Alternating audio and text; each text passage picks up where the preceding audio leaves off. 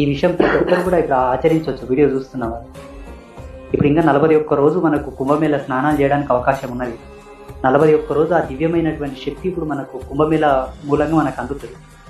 అందరూ ఉత్తరప్రదేశ్లో ఉండేటటువంటి దేవప్రయాగ దగ్గర వెళ్ళలేరు. కొందరికి ఆర్థిక పరిస్థితి లేకపోవచ్చు, కొందరు రూటే తెలియకపోవచ్చు, కొందరు ఆడిపోతే ఆ రష్లో కాడబడతామేమో భయంతోనే పోకపోవచ్చు, అట్లా ముసలోళ్ళు నన్ను ఎక్కడ తొక్కి చంపుతారేమని ఓళ్ళు పోకపోవచ్చు.